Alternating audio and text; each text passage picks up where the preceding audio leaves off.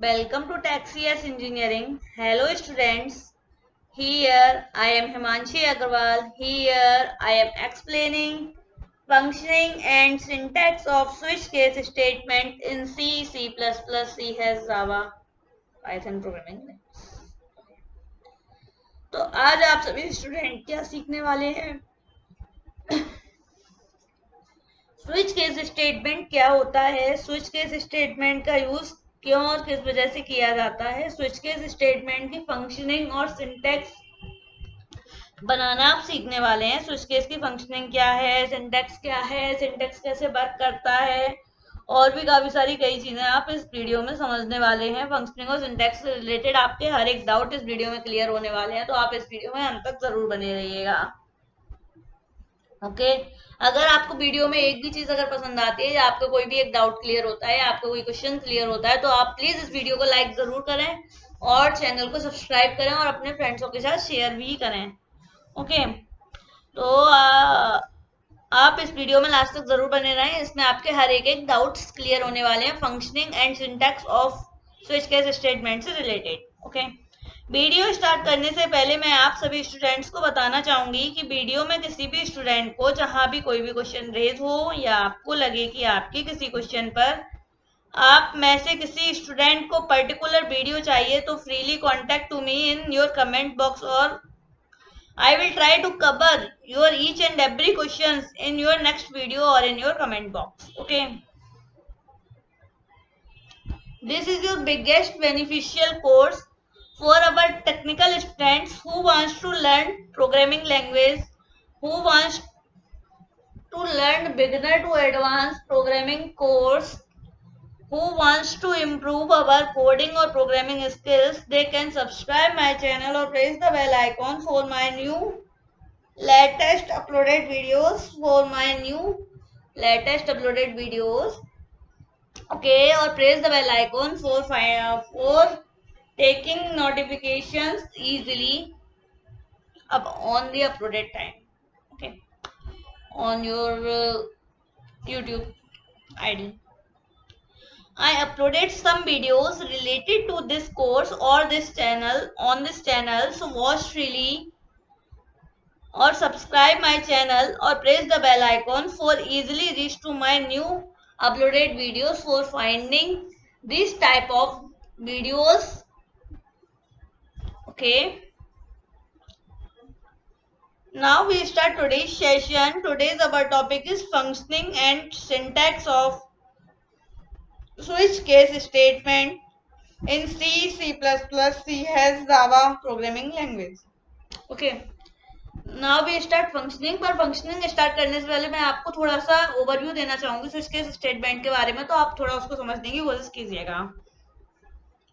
Okay तो बात करते हैं स्विच केस स्टेटमेंट क्या होता है। वैसे तो स्विच केस स्टेटमेंट पर मेरा एक और वीडियो आया हुआ है जिसमें मैंने फुल ऑफ ओवरव्यू आपको बताया है, उसमें मैंने आपको अच्छे से समझाया है कि स्विच केस स्टेटमेंट क्या होता है। अगर आपने वो वीडियो नहीं देखा है तो आप प्लीज उस वीडियो को देख लीजिएगा। उस वीडियो में आपको एक एक स्विच केस स्टेटमेंट के बारे में समझ आ जाएगा, एक पॉइंट क्या क्या पॉइंट्स को ध्यान में रखते हुए स्विच केस स्टेटमेंट बनाया जाता है, किन किन पॉइंट्सों के आधार पर स्विच केस स्टेटमेंट बनाया जाता है, किस पॉइंट को फॉलो नहीं किया या स्किप किया तो क्या प्रॉब्लम आ सकती है, ये सब मैंने उस वीडियो में बताया है। हर एक एरर को भी मैंने वहां डिस्कस किया है, तो आप मेरी वो वीडियो जरूर से देख लीजिएगा। आपके लिए बहुत अच्छा वीडियो है, वो बहुत अच्छा बेनिफिशियल वीडियो है। सॉरी स्विच केस स्टेटमेंट की जो वीडियोस आने में थोड़ा टाइम लग गया, 1-2 दिन का, लेकिन आगे से मैं थोड़ा डिले नहीं हो पाए ऐसा कोशिश करूंगी। अभी मेरा जो डिले हो गया था 1-2 दिन का, उसके लिए मैं आपसे सॉरी कहना चाहूंगी। ओके तो अब बात करते हैं स्विच केस स्टेटमेंट की, कि स्विच केस स्टेटमेंट होता क्या है। तो इसके फंक्शनिंग के बारे में हमको बात करनी है, उससे पहले थोड़ा सा और देख लेते हैं कि क्या क्या है। जैसे कि स्विच केस स्टेटमेंट के नेम से आप समझ रहे हैं कि स्विच केस स्टेटमेंट होता क्या है, तो वो तो उसके बारे में थोड़ा सा मैं बता रही हूँ कि स्विच केस स्टेटमेंट के नेम से आप समझ ही रहे हैं कि आपको यहाँ पर स्विचेस बनाने हैं और आपको यहाँ स्विचेस क्यों बनाने हैं ये आपको समझना है। तो स्विचेस बनाने हैं, स्विचेस जैसे कि आप एक स्विच बोर्ड होता है, तो स्विच बोर्ड में कई स्विचेस होते हैं आपके इलेक्ट्रिसिटी स्विच बोर्ड में, काफी सारे स्विचेस होते हैं। तो उन स्विचेस में आप को जिस स्विच की जरूरत होती है, जैसे लाइट वाले फैन की आपको जरूरत है, या लाइट की जरूरत है, या फैन की जरूरत है, या कूलर की जरूरत है, तो आप जिसकी जरूरत होती है आप वो वाला स्विच ऑन कर देते हैं, तो आपका वो फैन का अगर आपने स्विच ऑन किया तो फैन चलने लगता है, अगर आपने लाइट का स्विच ऑन किया तो लाइट ओपन हो जाएगी, अगर आपने कूलर का स्विच ऑन किया तो आपका कूलर ऑन हो जाएगा। ऐसे आप जो भी स्विच ऑन किया है उस हिसाब से आपका इक्विपमेंट ऑन होता है। वैसे ही हम प्रोग्रामिंग में भी कई केसेस बनाते हैं या स्विचेस बनाते हैं, तो मतलब जो भी केस हमको चलाना होता है जिसकी वैल्यू से वो वैल्यू मैच होती है, वो वैल्यू वाला केस चालू हो जाता है, उस केस को हम स्विचेस बोलते हैं। यानी कि कई सारे जो केसेस बनाए जाते हैं उसके अंदर उन्हें हम स्विच बोलते हैं। तो ये सब हम समझने वाले फंक्शनिंग की हेल्प से कि क्या है ना। तो देखते हैं कि क्या है, ये सब आप समझने वाले हैं। तो इसलिए आप इस वीडियो में, आप सभी से अनुरोध है कि आप इस वीडियो में लास्ट तक जरूर से बने रहें, जिससे आपके हर एक एक डाउट इस सिंगल वीडियो में क्लियर हो जाएं। ओके, देखते हैं सबसे पहले functioning off switch case statement. Functioning क्या कहती है स्विच केस स्टेटमेंट की। ओके, तो अभी आप सभी स्टूडेंट स्विच केस स्टेटमेंट की फंक्शनिंग समझने जा रहे हैं, उसके बाद आप सिंटेक्स को समझेंगे। ओके, तो सबसे पहले देखते हैं फंक्शनिंग क्या होती है और कैसे वर्क करती है। तो चलिए पहले बात करते हैं फंक्शनिंग क्या होती है। फंक्शनिंग का मतलब किसी भी फंक्शनिंग का मतलब किसी भी स्टेटमेंट का सिंटेक्स कैसे बनाया जाता है, उसका एक प्रारूप है, उसका एक ओवरव्यू है कि उस सिंटेक्स को कैसे रेडी किया जाएगा। तो उसके लिए हम फंक्शनिंग को रेडी करते हैं ना। तो इसलिए स्विच केस स्टेटमेंट का सिंटेक्स समझने से पहले आपको फंक्शनिंग समझना चाहिए। आप सभी स्टूडेंट स्विच केस स्टेटमेंट की फंक्शनिंग समझेंगे तो आपको और अच्छे से समझ आएगा कि सिंटेक्स कैसे बनाना है। तो आप इस वीडियो में लास्ट तक बने रहें, इसमें आपको फंक्शनिंग और सिंटेक्स दोनों समझ में आने वाले हैं, और सिंटेक्स का से रिलेटेड आपके जितने भी डाउट्स हैं वो सब भी क्लियर होने वाले हैं। तो आप इस वीडियो में लास्ट तक बने रहें। आपको अगर इसमें कुछ भी समझ आता है या फिर आपको लगता है कि आपको यहाँ कोई डाउट है, तो आप मुझे कमेंट बॉक्स में फ्रीली कॉन्टेक्ट कर सकते हैं, मैं आपके हर एक क्वेश्चन का आंसर जरूर दूंगी। ओके, और अपने दोस्तों के साथ शेयर जरूर कीजिएगा, जिससे आपके दोस्तों का भी बेनिफिट हो सके। जैसा कि मैंने कहा कि इस वीडियो में मैं आपको फंक्शनिंग बताने वाली हूँ, तो अभी मैं फंक्शनिंग स्टार्ट कर रही हूँ। तो आप देखिए फंक्शनिंग होती क्या है।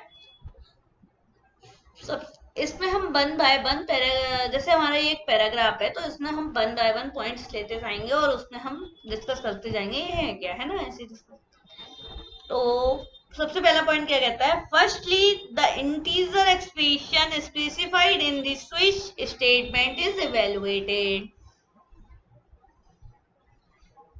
ओके, हाँ देखो, जैसा कि हमने प्रीवियस वीडियो में बताया था कि स्विच केस स्टेटमेंट में सबसे पहले आपको एक्सप्रेशन देना होता है, उसी एक्सप्रेशन की वैल्यू के बेस पर आपके स्विचेस वर्क करते हैं। जैसा कि हमने बताया था आपको लास्ट वाली वीडियो में, वही सेम इसमें बताया गया है कि सबसे पहले आपको स्विच में एक्सप्रेशन देना होता है।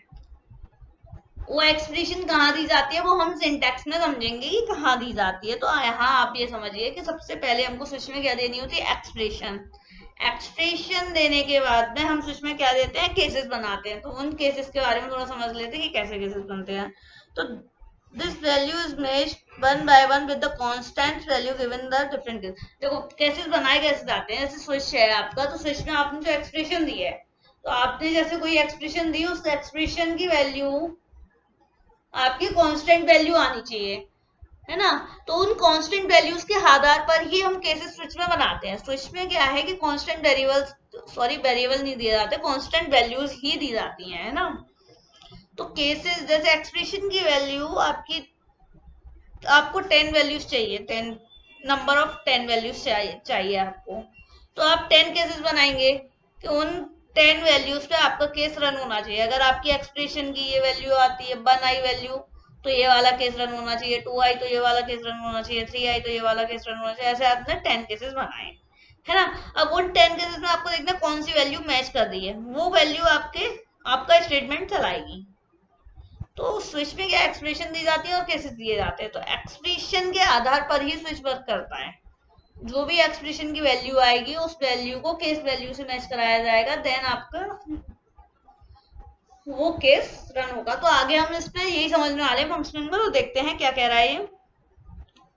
The value is then matched one by one with the constant value given in the different cases. Okay. Switch case statement में नंबर ऑफ केसेस बनाए जाते हैं. उन केसेस में डिफरेंट कांस्टेंट वैल्यूज दी जाती हैं.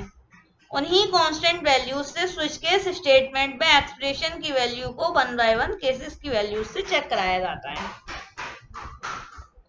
ओके. तो स्विच केस में जो भी स्टेटमेंट, जैसे मैंने अभी आपको बताया कि एक्सप्रेशन में जो वैल्यूज दी जाती हैं वही वैल्यूज हमारी स्विच केस में भी दी जाती हैं. तो मतलब जो एक्सप्रेशन की जो पॉसिबल वैल्यूज आ सकती हैं, ऑल पॉसिबल वैल्यूज, उनके आधार पर हम केसेस बनाते हैं. और जो भी पॉसिबल वैल्यू पहले आती है उस पॉसिबल वैल्यू से अगर हमारी केस वैल्यू मैच होती है पहली वाली, तो हमारा पहले वाला केस स्टेटमेंट चल जाएगा. अगर हमारी दूसरी वाली से मैच होती है तो दूसरा वाला चलेगा, तीसरी वाली से मैच होती है तो तीसरा वाला चलेगा. तो ऐसे हमारे केस स्टेटमेंट्स रन होते हैं. ऐसे हमारे केस में वैल्यूज चेक की जाती हैं, है ना. और जो एक्सप्रेशन की वैल्यू वो ऑलवेज कांस्टेंट ही आनी चाहिए. वेरिएबल फॉर्म में आएगी तो आपका जो स्विच है वो एरर दे देगा, है ना. और केस वैल्यू में भी आपको वेरिएबल वैल्यू नहीं देनी है, उसमें आप सिर्फ कांस्टेंट्स वैल्यूज ही दे सकते हैं. ओके.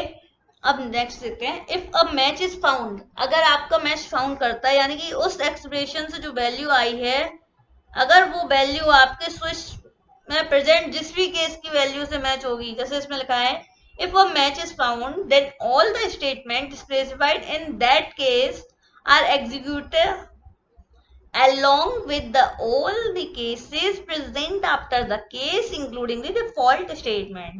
क्या कह रहा है? उस एक्सप्रेशन से जो वैल्यू आई है या उस एक्सप्रेशन से जो वैल्यू आने वाली है या उस एक्सप्रेशन से जो वैल्यू आएगी, वो वैल्यू आपके स्विच में प्रेजेंट जिस भी केस की वैल्यू से मैच होगी, आपका वही वाला केस का स्टेटमेंट एग्जीक्यूट होने लगेगा या हो जाएगा. ओके. अगर in case along with the all cases present after the cases including the default statement. in case अगर आपके एक्सप्रेशन की वैल्यू आपके स्विच में दिए गए किसी भी केस की वैल्यू से मैच नहीं होती है, तो डिफॉल्ट लेवल में आपने जो स्टेटमेंट बनाया होगा वो स्टेटमेंट रन हो जाएगा, और या फिर रन होने लगेगा या रन हो जाएगा, जो भी है. और उससे आपको रिजल्ट मिल जाएगा कि डिफॉल्ट लेवल में जो भी आपने स्टेटमेंट दिया वो स्टेटमेंट प्रिंट होके आ जाएगा कि भाई ये आपका जो भी आगे ऊपर वैल्यूज नहीं मिली है तो नो वैल्यूज में करके आपने कोई स्टेटमेंट प्रिंट कराने दे दिया तो वो स्टेटमेंट प्रिंट हो जाएगा. Okay. no two cases can have similar values. दो केसेस के बाद में सिमिलर वैल्यूज नहीं होनी चाहिए. क्यों नहीं होनी चाहिए? क्योंकि आप जब केस की वैल्यूज तो चेक करा रहे हो, सिमिलर से अगर करा दोगे तो फिर उसमें क्या है, आपका स्विच जो कंफ्यूज हो जाएगा और वहीं की वहीं या तो घूमने लगेगा या फिर आपको एरर दे देगा, कुछ भी कोई भी प्रॉब्लम आ सकती है. इसलिए एक स्विच में दो केसेस की सेम वैल्यूज नहीं होती हैं, है ना. इसको ध्यान में रखना कि सेम वैल्यूज आपकी नहीं जानी चाहिए कि स्विच में, सॉरी दो केसेस में, एक स्विच में दो केसेस में सेम वैल्यूज नहीं जानी चाहिए. इसका फुली फोकस रखना. Okay. Next. If the match case contains a break statement then all the cases present after that will be skipped and the control comes out of the switch.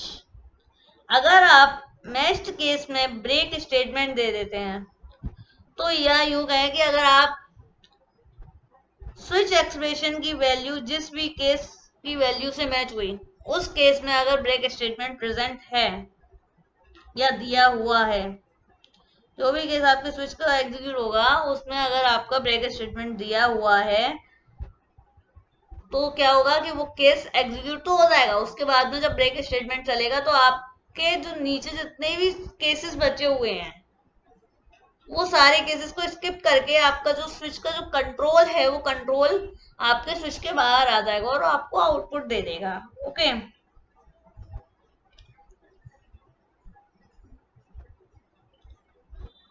Otherwise all the cases following the matched cases will be executed.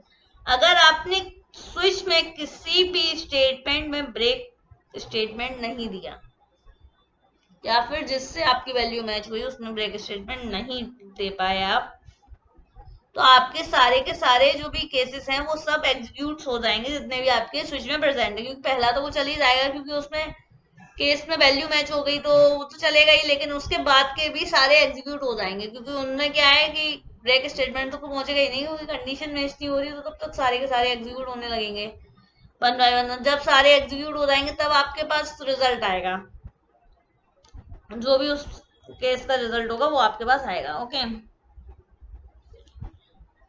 इससे आपको time भी ज्यादा लगेगा और space भी ज्यादा लगेगा memory में। कैसे मेमोरी फालतू की इकट्ठी होने वाली है, अगर आप ब्रेक स्टेटमेंट दे देते हैं तो आपके पास कैसे मेमोरी फालतू की इकट्ठी नहीं होगी और सारे के सारे जो केसेस जो चल रहे हैं वो स्किप्ड हो जाएंगे और आपका कंट्रोल बाहर आ जाएगा। ओके,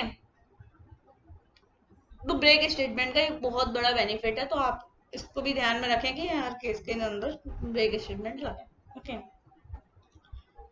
जैसे ब्रेक स्टेटमेंट का एक एग्जांपल लेके बताती हूँ मैं आपको। जैसे सपोज आपने अपने स्विच में 20 केसेस बनाए, 20 केसेस में पहले केस की ही वैल्यू आपने आपके एक्सप्रेशन से मैच हो गई, तो फिर आगे की वैल्यू जो है वो तो मैच होंगी नहीं, कि होंगी नहीं होंगी ना, तो फिर क्या फायदा है कि आप बचे हुए उन सब केसेस को चलाएं, आपके उनको सब केसेस में कंडीशंस को चेक कराएं या वैल्यूज को चेक कराएं, क्योंकि जो वैल्यू है वो तो एक से ही मैच होनी है ना, दो में आप सेम वैल्यू दे नहीं सकते। तो जब एक से ही मैच होनी है तो एक चले गया, उसके बाद में आपको वैसे ही स्विच से बाहर आना है, तो फिर आप वहीं पर ब्रेक लगा देना, जिससे आपको स्विच से बाहर आ जाएंगे वहीं की वहीं, और आपका टाइम भी बचेगा और स्पेस भी बचेगा। कैशे मेमोरी फालतू की इकट्ठी नहीं होगी, टाइम भी आपका नहीं लगेगा ज्यादा और आपको रिजल्ट भी बहुत जल्द मिल जाएगा। ओके, अब स्विच केस स्टेटमेंट के सिंटैक्स को समझते हैं, उससे आपको और अच्छे से समझ आएगा, है ना। ये क्या होता है, तो स्विच केस स्टेटमेंट क्या होता है, स्विच केस स्टेटमेंट का यूज क्यों और किस वजह से किया जाता है, स्विच केस स्टेटमेंट वर्क कैसे करता है, स्विच केस स्टेटमेंट को रन कैसे कराया जाता है, स्विच केस स्टेटमेंट में आउटपुट कैसे जनरेट होता है, स्विच केस स्टेटमेंट का वर्क क्या है, और भी काफी सारी चीजें आप इस सिंटैक्स के माध्यम से समझने वाले हैं। तो आप इस वीडियो में लास्ट तक बने रहें और इस सिंटैक्स को एकदम अच्छे से समझने की कोशिश कीजिए कि सिंटैक्स कह क्या रहा है। ओके, तो देखो सबसे पहले हम देखते हैं सिंटैक्स कह क्या रहा है।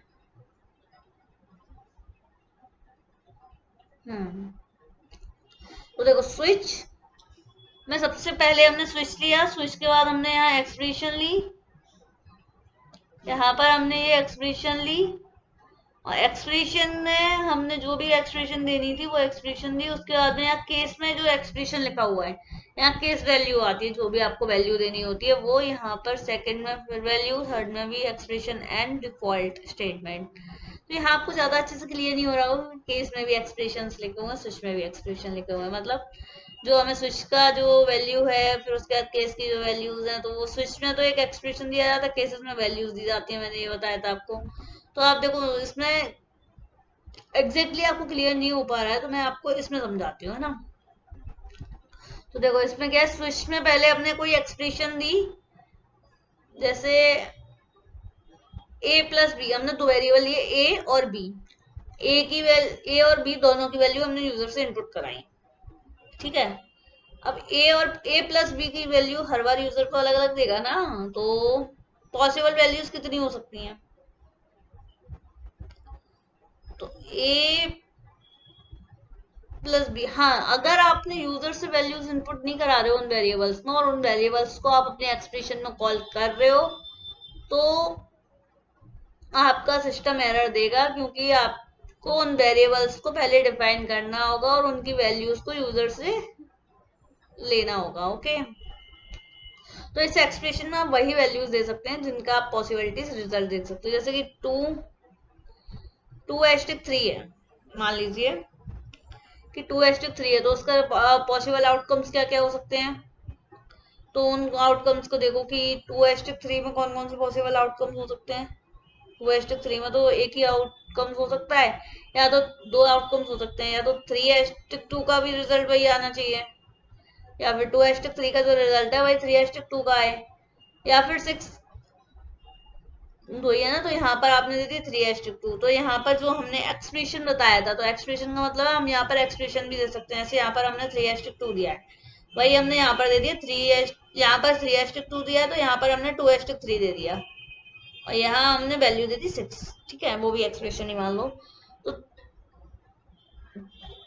तो यहाँ पर आपने जो 3:2 दिया है उसकी वैल्यू भी 6 है, और यहाँ पर जो आपने 2:3 दिया है इसकी भी वैल्यू 6 है, और इसकी भी वैल्यू 6 है। तो ऐसा नहीं करना है अपन को कि सबकी वैल्यू 6 ही आनी है, तो ये काम नहीं करना है। इस एक्सप्रेशन में हम ऐसे वैल्यूज देते हैं, जैसे a+ भी दिया आपने, तो यूजर से आउटकम जो भी आएंगे तो उसके हिसाब से हमको वैल्यूज डिसाइड करनी है। जैसे हमको किस वैल्यू पर क्या आउटकम्स चाहिए, तो उस हिसाब से देखना होता है। तो यहाँ पर जैसे आपने एक्सप्रेशन दी a+b, और वैल्यू आपकी है जैसे ए अगर यूजर बंद है और बी भी बंद है, तो दोनों की वैल्यू 2 आएगी, तो 2 दे दिया आपने यहाँ पर। तो आप जितना सोच सकते हो उतना दे सकते हैं ना, तो अब यहाँ पर आपने 2 दे दी।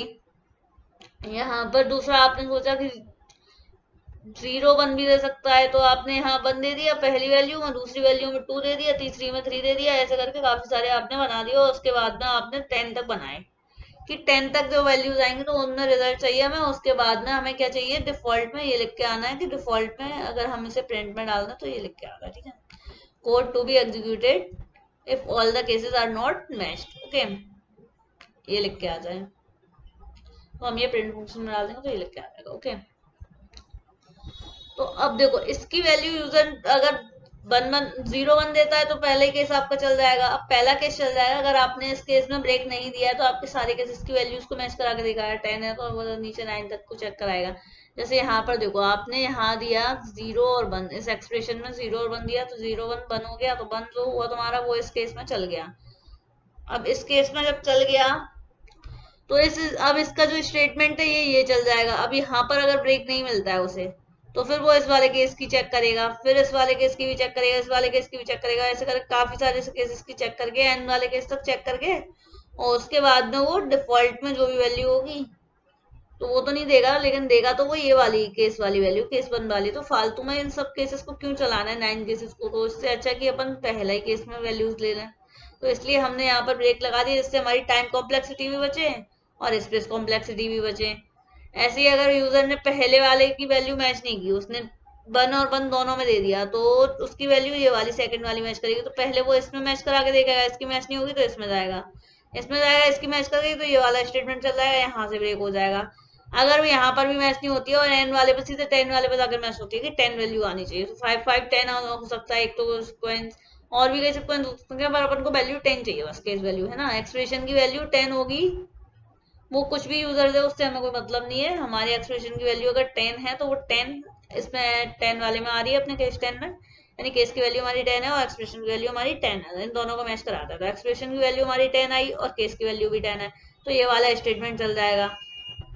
ओके, अगर यूजर ने जो इनपुट दिया उसकी वैल्यू सीधे 11 आ गई, तो फिर डिफॉल्ट वाला चलेगा। डिफॉल्ट में जो भी स्टेटमेंट दिया होगा वो रन हो करके आपकी स्क्रीन पर आप जो भी मैसेज दिलाना चाहते हैं वो मैसेज आ जाएगा। उसके बाद में आप कंट्रोल यहाँ से बाहर आ जाएगा। लेकिन अगर आपका पहले ही मैच हो रहा है तो फिर इन सबको क्यों बेवजह चलाना है, इसलिए यहाँ पर ब्रेक लगाया जाता है। ओके, तो उम्मीद है आप समझ गए होंगे कि C++, C है और जावा में प्रोग्रामिंग लैंग्वेज में स्विच केस स्टेटमेंट क्या होता है, कैसे वर्क करता है, स्विच केस स्टेटमेंट की फंक्शनिंग क्या है, कैसे वर्क करती है, स्विच केस स्टेटमेंट का सिंटेक्स क्या होता है, कैसे लिखा जाता है, कैसे रन कराया जाता है,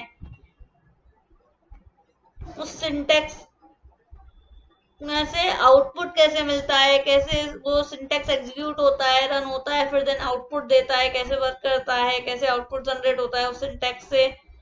स्विच केस स्टेटमेंट के इस कंप्लीट सिंटेक्स और फंक्शनिंग की वीडियो को आप अच्छे से समझे होंगे, इसलिए आप इस वीडियो को लाइक जरूर करें और शेयर भी करें और सब्सक्राइब भी करें इस चैनल को, जिससे आपको मेरे इसी तरह के वीडियोस सबसे पहले आपको मेरे चैनल पर मिल सकें और आपके पास इजीली नोटिफिकेशन पहुंच सके। इसलिए आप बेल आइकन को भी प्रेस करें।